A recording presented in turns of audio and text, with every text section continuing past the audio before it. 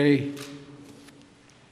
jury in Minnesota found former Minneapolis police officer Derek Chauvin guilty on all counts in the murder of George Floyd last May.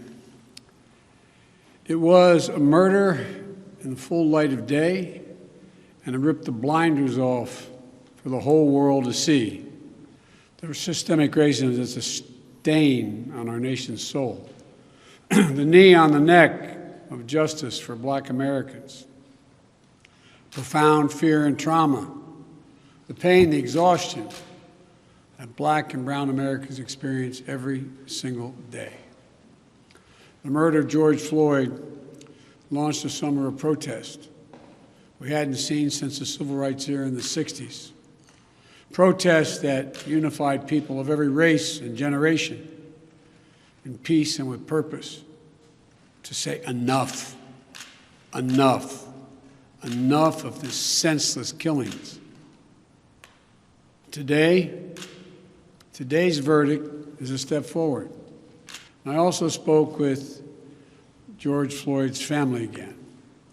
A remarkable family of extraordinary courage. Nothing can ever bring their brother, their father back. But this can be a giant step forward in the march toward justice in America. Let's also be clear that such a verdict is also much too rare. For so many people, it seems like it took a unique and extraordinary convergence of factors. A brave young woman with a smartphone camera, a crowd that was traumatized witnesses, a murder that lasts almost 10 minutes in broad daylight for ultimately the whole world to see. Officers standing up and testifying against a fellow officer instead of just closing ranks, which should be commended.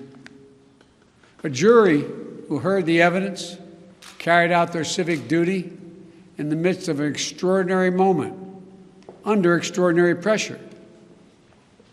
For so many, it feels like it took all of that for the judicial system to deliver a just basic accountability. We saw how traumatic and exhausting just watching the trial was for so many people. Think about it, those of you who are listening. Think about how traumatic it was for you. You weren't there. You didn't know any of the people. But it was difficult, especially for the witnesses who had to relive that day. It's a trauma. On top of the fear so many people of color live with every day when they go to sleep at night and pray for the safety of themselves and their loved ones. Again, as we saw in this trial from the fellow police officers who testified, most men and women who wear the badge serve their communities honorably.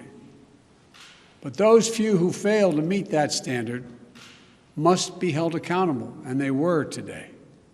One was. No one should be above the law. And today's verdict sends that message. But it's not enough. We can't stop here.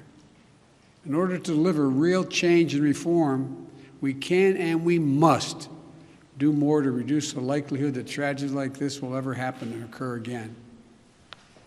To ensure that Black and brown people, or anyone, so they don't fear the interactions with law enforcement, that they don't have to wake up knowing